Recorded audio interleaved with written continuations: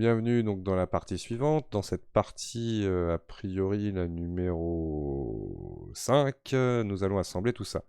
Alors déjà, on va regarder Maj Z. Voici le maillage actuel. La densité est plutôt pas mal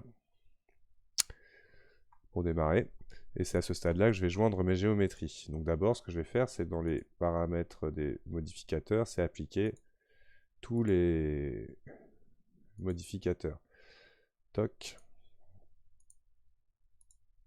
Je vais passer sur W pour éviter de faire une bêtise. W sélection.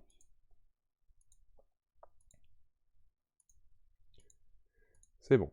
Donc tout le monde est maintenant attaché. Ce que je vais faire maintenant, c'est que je vais sélectionner tous mes éléments. Et je voudrais que mon point de pivot soit celui, peu importe, on va dire que le bras sera en jaune. Donc c'est lui qui est qui sera en fait son point de pivot. Ce sera lui le père hiérarchique de l'ensemble. Il faut savoir juste pour vous expliquer que si j'appuie sur Shift, là c'est la main, etc. Ainsi de suite, on va pouvoir choisir qui va être l'objet de référence. Donc là, une fois que j'ai fait ça, CTRL J ou Object Join. Ça me fait une seule géométrie. Bien évidemment, je n'ai juste qu'attaché mes maillages. Par exemple, si je survole une géométrie, j'appuie sur L, on voit bien que là, c'est des éléments séparés.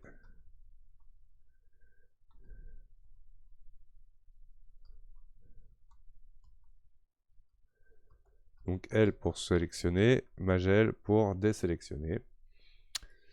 Ensuite, à ce stade-là, une fois que j'ai fait tout ça, on va faire un petit file save as pour pas avoir à tout refaire. Si ça crache, parce que ça peut cracher. Donc je sors, je vais en Object Mode.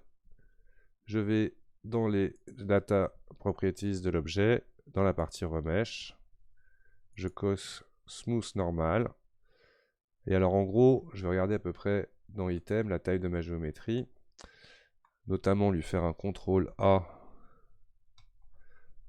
All Transform pour être sûr que tout est appliqué. CTRL A qui est le raccourci de Object Apply. Et là, j'ai fait All Transformation pour pas qu'il y ait d'histoire d'échelle ou de quoi que ce soit.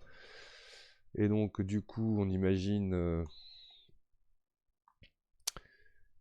X, je suis à 15 cm, ce qui est pas mal. Donc, on imagine combien je veux de carreaux dans une distance de 15 cm. J'en veux quand même pas 15, j'en voudrais donc 15 cm.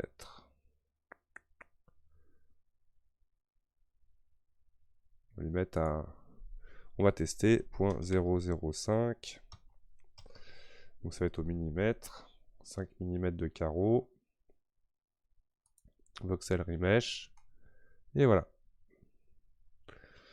On vérifie ce que ça donne avec le filaire.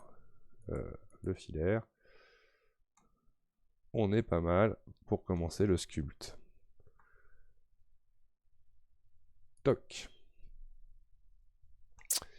Donc voilà, c'est une vidéo très rapide, hein, c'était juste pour montrer. Juste pour gommer donc l'aspect qu'on a ici. Alors déjà pour l'éviter, je reviens en arrière. Là si je mets par exemple mon shade flat, voici pour l'instant quelle est réellement ma densité de maillage. Mettons que je mette un contrôle encore 1 à ma géométrie, on aura une densité bien évidemment un peu plus importante. Par contre on va perdre un peu plus de détails. On va lisser quoi. Donc là on va l'appliquer. Apply. Shade Smooth. Et on va venir faire mon remesh qui a dû garder la valeur. Et voici du coup moins 2 facettes visibles. Alors pour les enlever tout de suite, on peut aussi aller dans le Sculpt Mode. Je vais prendre l'outil Filter. Il est où? Il est là, Mesh Filter. Et je vais prendre le Smooth.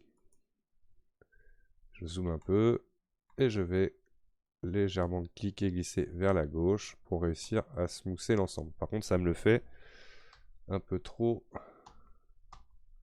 sur le doigt. Je reviens en Sculpt Mode et il en est parti. Donc là, je vais masquer la main, tout bêtement. Hop. On va adoucir, masque, smooth mask. Et je vais faire majusculaire plusieurs fois pour qu'il répète, pour qu'il y ait une transition douce jusqu'à la main. Voilà, comme ça. Et là, du coup, le filter smooth. Hop, hop, hop.